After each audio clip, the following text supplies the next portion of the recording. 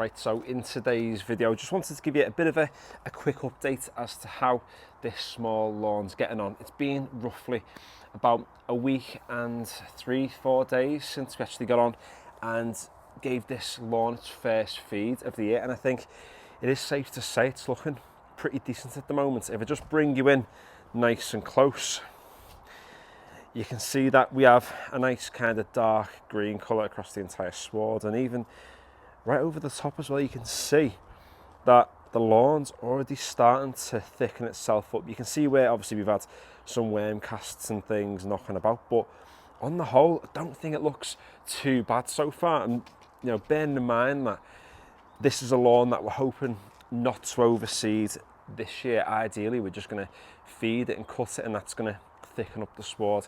And as I always say in these videos, this is a bent fescue sward, and the creeping varieties, it's the type of grass that every time you cut it, you're encouraging more growth, and you're not going to be getting lots of vertical growth. It's mainly lateral growth, and that's obviously what's going to start to fill in those spaces. We still obviously have those problem areas towards the back over there. They're definitely going to need to be overseeded at some point. Once we tidy the edges up, we move the bamboo, get the garden looking fairly decent. But what I think we'll just do today is get the lawnmower and we'll just take the very tips off the grass plants, and we'll start, or continue should I say, that thickening process. But what I do want to use is this thing. So Garden Imports sent this to us, not a sponsor, there's no link in the description, nothing like that, but you can see it's got measurements on the inside in millimeters, and what it is, it's a grass gauge, and the idea is you place it down on your lawn and it gives you an indication as to how long the grass actually is. So you get the idea how long it is, so you're talking anywhere from sort of 20 to 30, 35 mil.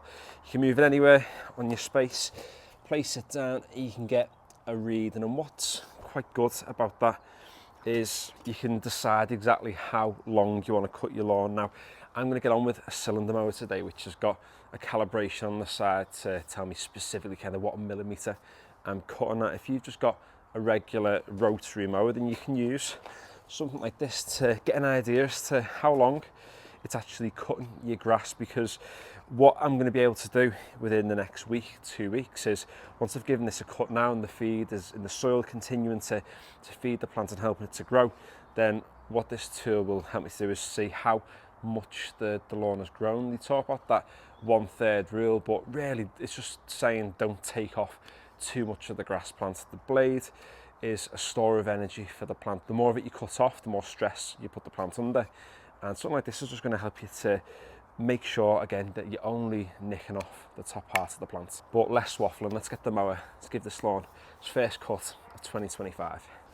After a few months in the garage, this mower doesn't feel any lighter.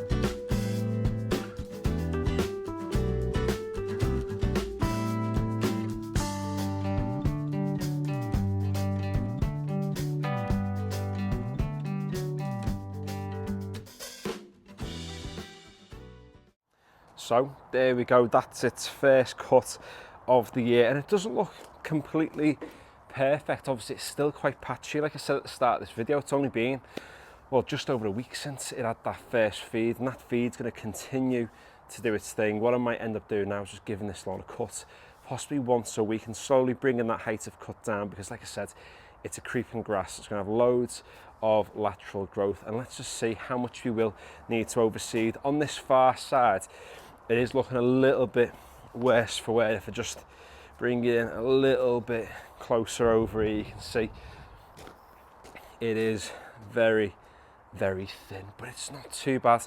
And this lawn is looking okay at the moment too. There's a little bit of weed grass in there, but like we say on this channel all the time, no one is going to die. So if you would like to follow along with the journey of this lawn and the lawn down at the bottom, and you've not done already, consider subscribing to the channel. Give it a like if you have enjoyed the video, or at least found it useful, because I know some people are in the same boat as me this year.